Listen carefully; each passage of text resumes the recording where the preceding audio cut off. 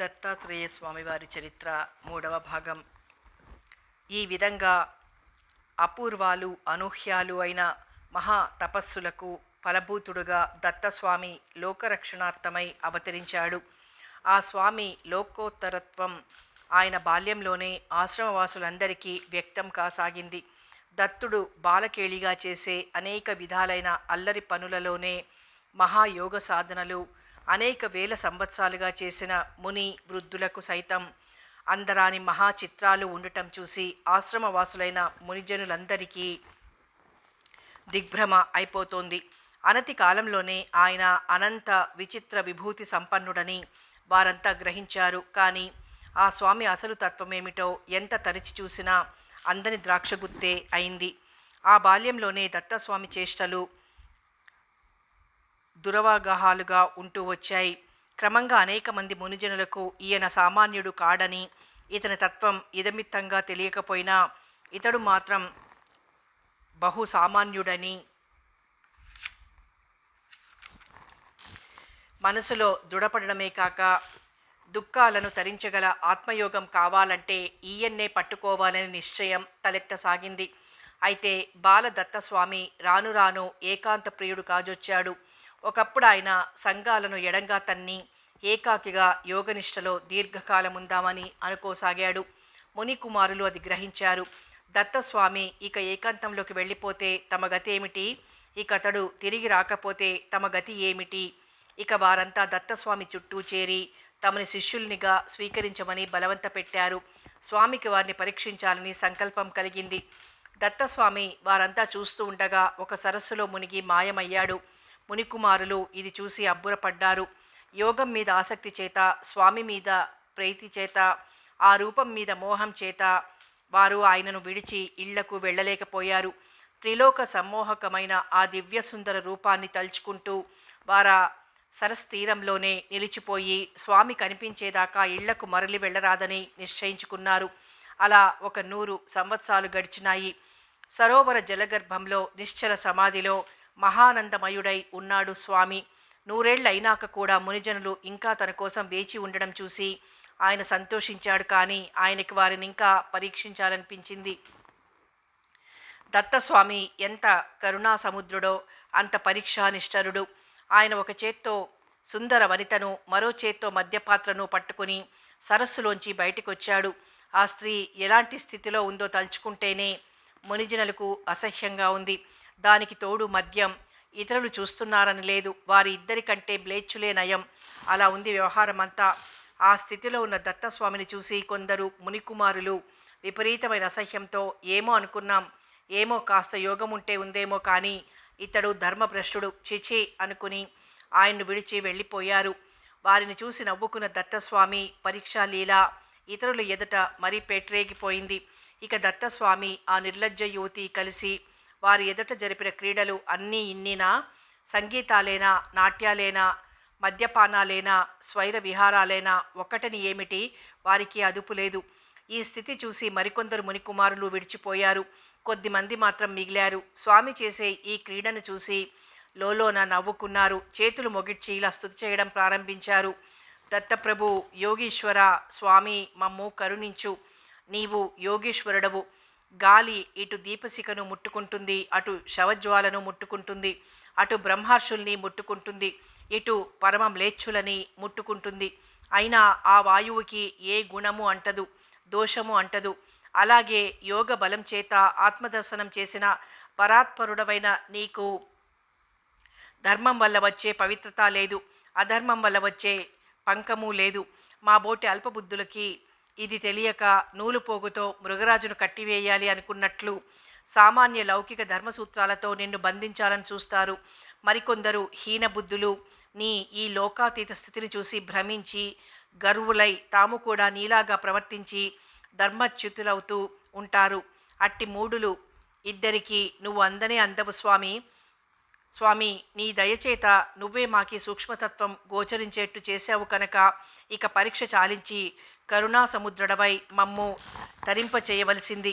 ఈ విధంగా స్థిరబుద్ధులై సూక్ష్మబుద్ధులైన తన లీలల తత్వాన్ని గ్రహించిన ఆ మునికుమారులకు దత్తస్వామి నిజరూపంతో సాక్షాత్కరించి మహాయోగాన్ని ప్రసాదించాడు.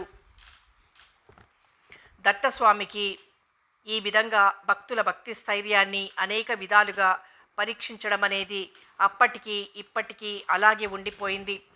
ఎందరెందరో మహాభక్తులు కార్తవీర్యాదులను కూడా ఆయన ఇలాగే పరీక్షించి చూశారు. మోహంలోనూ చాంచల్యంలోనూ పడిపోకుండా నిలబడ్డవారు స్వామి వల్ల మహా ఫలాలు పొందారు. అలా స్థిరబుద్ధులైన మునికుమారులను అనుగ్రహించినాక దత్తస్వామి ఇంటికొచ్చాడు. ఇన్నేళ్లుగా ఎటుపోయాడో ఏమైపోయాడో తెలియక అలవటించి 1000 కళ్ళల్లో ఒత్తులేసుకుని ఎదురు చూస్తున్న అనసూయామాత తన ముద్దు బిడ్డను చూసి మహా ఆనందంతో పొంగిపోయింది. దత్తస్వామి తల్లి పాదాలకు నమస్కరించి, అమ్మా, భక్తజనుల కోసమై నేను సహ్యాద్రి గుహలలో నివసించడానికి వెళ్ళవలసింది, నాకు సెలవియ్యి అన్నాడు. ఎన్నాళ్లకో ఇంటికొచ్చాడు అనుకున్న కొడుకు వస్తూనే వెళ్ళిపోతాను అనేటప్పటికీ ఆ తల్లికి మిన్ను విరిగి మీద పడినట్లయింది. చిరకాలంగా అనంత తపస్సు చేసినదే అయినప్పటికీ ఆమె పుత్రమోహంలో పడి బలబలా ఏడ్చి వెళ్ళటానికి వీలు లేదని దత్తస్వామిని నిర్బంధించింది. దత్తస్వామి మనసులో ఏమి సంకల్పించాడో కానీ ఆయన కూడా తాను వెళ్ళక తప్పదని పట్టుబట్టాడు. అనసూయామాతకు దుఃఖం పట్టరానిదైపోయింది. దుఃఖం చేత మోహం చేత ఆమె తెలివి కమ్ముకుపోయింది. దత్తస్వామి కూడా మొరటువాడిలాగా పట్టు వీడలేదు.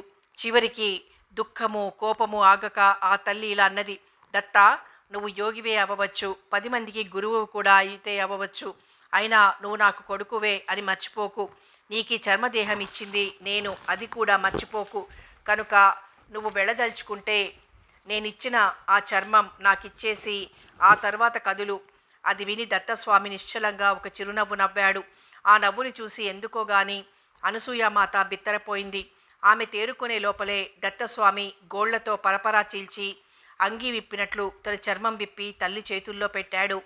ఆయన తన చర్మాన్ని వలుస్తూ ఉంటే తల్లికి తన మనసు లోతులలోని ఏవేవో అజ్ఞానపు పొరలు విచ్చిపోతున్నట్లు అనిపించింది. చర్మావరణం లేకుండా రక్త మాంసమయమై దివ్య కాంతులు వెదజల్లుతున్న దత్తస్వామి వికృత రూపం చూసేసరికి ఆమె దృష్టి ఒక్కసారి లోనికి తిరిగింది. అలా లోనికి మళ్ళిన ఆ దృష్టికి అనిర్వచనీయమైన దివ్య జ్యోతి ఒకటి సాక్షాత్కరించింది. ఆ దివ్య జ్యోతి దర్శనంతో ఆమెకు అనన్యమైన ఆనందమయమైన కాంతి లభించింది.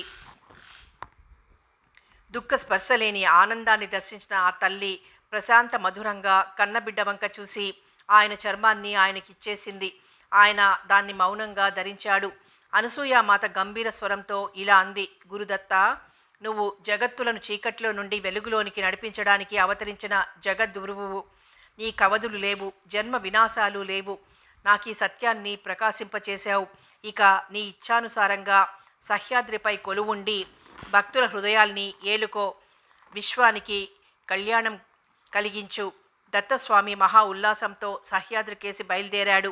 అలా సహ్యాద్రిని రాజధానిగా చేసుకొని ఆయన ముల్లోకాలలోని భక్తులను ఉద్ధరిస్తూ, సాధుజనులను రక్షిస్తూ, క్రూరాసురులను సంహరిస్తూ యోగ రాజ్యాన్ని ఏలుకోసాగాడు. ఆయన ప్రవృత్తి లోకోత్తరంగా ఉంటుంది.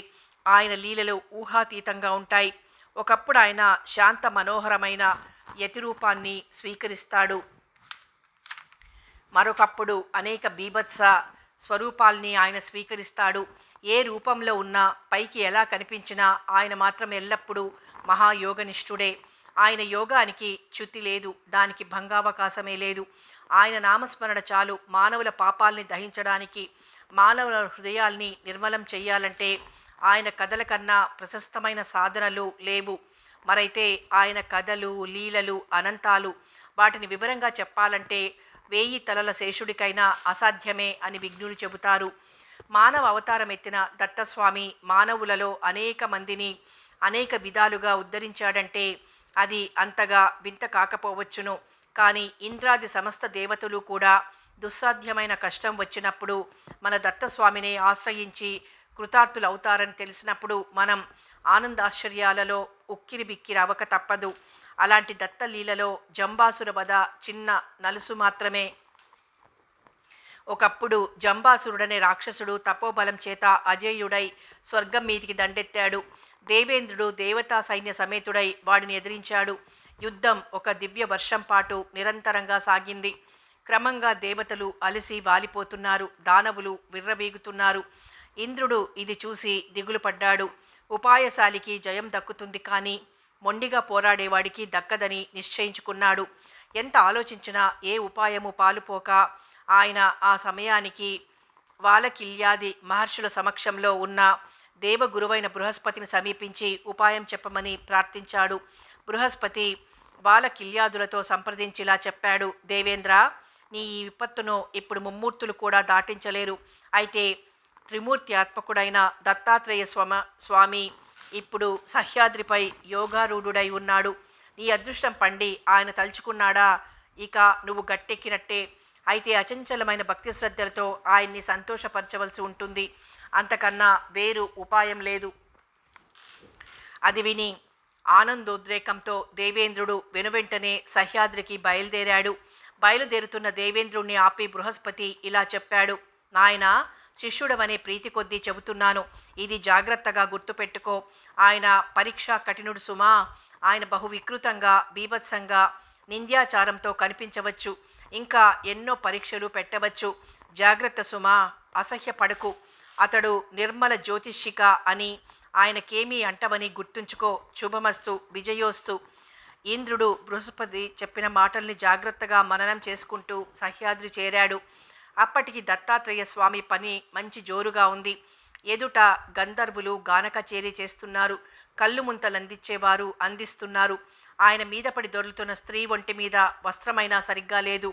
దత్తస్వామి మంచి మైకంలో ఉన్నాడు. అలాంటి అద్భుత సమయంలో ఇంద్రాది దేవతలు అక్కడికొచ్చారు. వారికి గురూపదేశం బాగా పనిచేసింది. వారు దత్తాత్రేయుని పరీక్షా లీలలు తలుచుకుని లోలోన చేతులు జోడించుకున్నారు.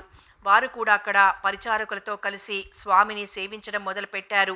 కొందరు దేవతలు మధ్య మాంసాలు అందిస్తున్నారు, మరికొందరు పక్కలు సరిచేస్తున్నారు, మరికొందరు పలహారాలు సమకూరుస్తున్నారు. దేవేంద్రుడు ఆయన పక్కనే నిలబడి ఆయన ఏది కావాలంటే అది సమయానికి అందిస్తున్నాడు. స్వామి ఒక్కొక్కసారి ఒళ్ళు తెలియక తన మీద తనే ఉమ్మేసుకుంటున్నాడు. మరొకసారి దేవేంద్రుని ముఖాన ఉమ్మేస్తున్నాడు. అయినా ఇంద్రుడు చలించలేదు. ఆయన భక్తి తరగలేదు. దత్తస్వామి నడిస్తే ఇతను నడుస్తాడు. స్వామి కూర్చుంటే ఇతను కూర్చుంటాడు. ఆయన నిలబడితే అతను చేతులు కట్టుకుని నిలబడతాడు. ఇలా కొంతకాలం దేవతలంతా సేవించారు. ఒకనాడు దత్తాత్రేయ స్వామి దేవేంద్రుడి వంక చూసి మెల్లగా అడిగాడు: ఎందుకయ్యా నన్ను పట్టుకుని వేలాడుతున్నావు? దేవేంద్రుడు జరిగింది చెప్పాడు. జంబాసురుడి ధాటికి తట్టుకోలేక తాము పారిపోయి వచ్చామని, తమకు విజయాన్ని ప్రసాదించి ఉద్ధరించమని వినయపూర్వకంగా ప్రార్థించాడు.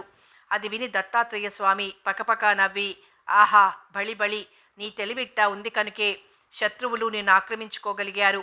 ఉంచుకున్న దాని మత్తులో పడి కళ్ళు కడవల్లో తేలే నన్ను పట్టుకొని మహారాక్షసులని జయించే శక్తి నిమ్మంటావు. వెనకటికెవడో కుక్కతోక పట్టుకుని గంగ దాటుతాను అన్నట్ట. అలా ఉంది నీ కథ అన్నాడు. ఇంద్రుడు దోసిలొగ్గి ఇలా మనవి చేశాడు: స్వామి, నువ్వు జగద్గురువువి, త్రిలోకాలకు గురువువి, విద్యామూర్తివి. జ్ఞానాత్మకమైన అంతర్జ్యోతితో నిరంతరం వెలిగే నీకు ధర్మాధర్మాలంటవు. ఎందుకు మమ్మిలా వంచాలని చూస్తావు? దేవేంద్రుడు ఇంకా ఏమో చెప్పబోతున్నాడు. దత్తస్వామి మధ్యలోనే అందుకున్నాడు: దేవేంద్ర, నీ దగ్గర దాపరికం ఎందుకు? యోగలబ్ధమైన సమదర్శన విద్య కొంచెం ఉంది, నిజమే, నువ్వు కనిపెట్టావు. కానీ అంతలో ఏమైంది? ఇలాంటి పన్నులన్నీ మహత్తర తపశక్తి గలవారు సాధించాల్సిందే. ఆడదాని ఎంగిలి కళ్ళు జురుకునే నా దగ్గర తపస్సుకు చోటెక్కడా? అది చాలక ఈ నిరంతర స్త్రీలోలతను చూస్తూనే ఉన్నావు కదా. నీకు తెలియందేముంది? మహోన్నత హిమవ శిఖరాల నుంచి పాతాళ కుహరాలలోనికి తోసయ్యటానికి ఒక్క స్త్రీ లౌల్యం చాలు. ఎన్ని తపస్సులు ఆ పతనాన్ని ఆపలేవు. ఇలాంటి నన్ను నువ్వెలా ఆశ్రయించావో తెలియటం లేదు. అది విని ఇంద్రుడు సాష్టాంగ వందనం చేసి గద్గద కంఠంతో మనవి చేశాడు: స్వామి, నీ అనుగ్రహం వల్ల నాకిది తెలుసు. నువ్వు అనఘుడవు, హరివి. ఆ తల్లి సాక్షాత్తు ఇందిరామాత. అనఘ అనే పేరుతో నీకై అవతరించింది. ఆమె ప్రకృతి, నీవు పురుషుడవు. సూర్యకిరణాలకు బ్రాహ్మణ స్పర్శ వల్ల కొత్తగా పవిత్రత కలుగుతుందా? చండాల స్పర్శ వల్ల పాపం అంటుతుందా? నువ్వు ఎన్ని చెప్పినా మేము నిన్ను వదిలిపోము. నువ్వే మాకు శరణం. అన్యదా శరణం నాస్తి. దేవేంద్రుడు మళ్ళీ స్వామి పాదాలపై వాలాడు. దత్తస్వామి మెల్లగా నవ్వి ఇలా అన్నాడు, దేవేంద్ర, నువ్వు పెద్దవాడివి, త్రిలోకాధిపతివి, పట్టుబడుతున్నావు. నీ మాట కాదనటం బాగుండదు, కానీ నేనీ చోటు విడిచి రాలేను. నీ శత్రువులను నా కళ్ళ ఎదుటికి తెస్తే నాకు చేతనైంది చేస్తాను. దేవేంద్రుడికి కొండంత బలం వచ్చినట్లయింది. అతడు వెంటనే ఇతర దేవతలతో ఆలోచించి వెళ్ళి స్వర్గరాజ్యం ఏలుకుంటున్న జంబాసురుణ్ణి యుద్ధానికి పిలిచాడు. వాడు మహాక్రోధంతో శత్రుశేషాన్ని నిర్మూలిస్తానంటూ సైన్యంతో యుద్ధానికి వచ్చాడు. అనతి కాలంలోనే దేవతలు నిర్వీర్యులై పారిపోవడం ప్రారంభించారు. దానవులకు ఉత్సాహం పెరిగి శత్రు నిర్మూలనం చేస్తే గాని ఆగమంటూ దేవతల్ని తరమసాగారు. దేవతలు ఉపాయంగా శత్రువులను దత్తాత్రేయ స్వామి ఎదుటికి తెచ్చారు. వారు వచ్చేసరికి దత్తస్వామి తన అనఘాదేవితో మహోల్లాసంగా ఉన్నాడు. ఆ మలినాత్ములకి అనఘాదేవిని చూసేసరికి కళ్ళు జిగేలుమన్నాయి. ఈయనది అచ్చమైన ఉన్మత్తుడి వేషం, ఆమెదేమో జగన్మోహన సౌందర్యం, అది చాలక అర్ధనగ్నత్వం, ఆ పైన మదిరా తత్వం, దానికి తోడు శృంగార లీలా పరాయణత్వం. ఇక రాక్షసులకు ఒళ్ళు పులిసి మతిపోయింది. వారికి దేవతలతో యుద్ధం మాట మరుపున పడిపోయింది. ఒళ్ళు తెలియటం లేదు. పక్కనున్న అరగోచి బిచ్చగాడు వాళ్లకొక లెక్కలో మనిషి కాడు. వాడిని పక్క కీడ్చి పారేశారు. అతడు కూడా ఏమీ మాట్లాడక పక్కకు ఒరిగిపోయాడు.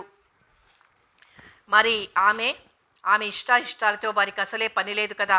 ఓ పల్లకి తెచ్చి ఆమెనెత్తి దానిలో కూర్చోబెట్టారు. ఆ పల్లకిని నేనంటూ తోసుకొని ముందుకొచ్చి నెత్తిన పెట్టుకొని మోసుకుపోసాగారు. వాళ్ళటు వెళ్ళారు. ఇటు దత్తస్వామి భళ్ళున నవ్వాడు. నవ్వి, దేవతలారా, మీ అదృష్టం పండింది. ఇప్పుడు లక్ష్మి వీరిలో 7 స్థానాలు దాటి నెత్తికెక్కింది. ఇక వారికి దక్కదు. ఇక భయం లేదు అన్నాడు. వెంటనే దేవతలు ప్రశ్నించారు, స్వామి, ఆ 7 స్థానాలు ఏమిటి? ఆయా స్థానాలలో లక్ష్మీదేవి ఉన్నందుకు ఫలం ఏమిటి? దత్తస్వామి చిరునవ్వుతో వివరించసాగాడు. దేవతలారా, వినండి. లక్ష్మి మానవుడి పాదస్థానాలలో ఉంటే పెద్ద పెద్ద భవనాల్లో నివాసం లభిస్తుంది. తొడల్లో ఉంటే వస్త్ర సమృద్ధి, ధన సమృద్ధి లభిస్తుంది. గుహ్యంలో ఉంటే భార్య సౌఖ్యం సమృద్ధిగా లభిస్తుంది. రొమ్మున ఉంటే మనోరథాలు సిద్ధిస్తాయి. కంఠంలో ఉంటే భూషణ సమృద్ధి, బంధు సమృద్ధి లభిస్తాయి. ముఖంలో ఉంటే అన్న సమృద్ధే కాక అప్రతిహతమైన ఆజ్ఞాబలం, మధురమైన కవితాశక్తి కూడా లభిస్తాయి. ఈ 6 స్థానాలను దాటి లక్ష్మి మనిషి తలపైకెక్కిందంటే ఇక వాడిలో నిలవదు. దేవతలారా, ఇప్పుడు లక్ష్మి ఈ పాపాత్ముల నెత్తినెక్కింది. ఇక వీరిని వదిలి మీ మీదికి దూకుతుంది. ఇక జాగు చేయకండి, అస్త్రాలను ధరించండి. వాళ్ళు ఇదివరకే నా వల్ల నిర్వీర్యులయ్యారు. ఇంకా ఏమన్నా పుణ్యశేషం మిగిలి ఉంటే అది ఈ పరస్త్రీని అంటుకున్న పాపానికి బూడిదైంది. కనుక ఇది మంచి సమయం. ఇప్పుడు విజయం సాధించుకోండి. స్వామి ఇక్కడిలా చెబుతూ ఉండగా అక్కడ దానవులలో కలకలం చెలరేగింది. ఆ సుందరికి దగ్గరలో నేనుండాలని, పల్లకి నేను మోయాలని వాదాలు పెరిగి చివరికది కొట్లాటల్లోకి దిగింది. అట్టి తరుణంలో దత్తస్వామి ప్రోత్సహించడం వల్ల దేవతలు మహోత్సాహంతో వెళ్ళి యుద్ధం చేసి దానవులందరినీ హతమార్చారు. పల్లకిలోంచి ఎగిరి వచ్చి దత్తస్వామిని చేరింది అనఘాదేవి. ఆ విధంగా దత్తాత్రేయ అనుగ్రహం వల్ల ఇంద్రాది దేవతలు స్వర్గరాజ్యలక్ష్మిని మళ్ళీ పొందగలిగారు. దత్తస్వామి ఇంద్రాదులను రక్షించాడనేది ఆయనకొక గొప్ప కాదు. మరి సకల జగత్ సృష్టికర్త త్రిమూర్తులలో ఒక్కడు అయిన సాక్షాత్ పరమేష్టికే ఆయన గురువు, రక్షకుడు అయ్యాడు. ఆ కథ మరో భాగంలో తెలుసుకుందాం.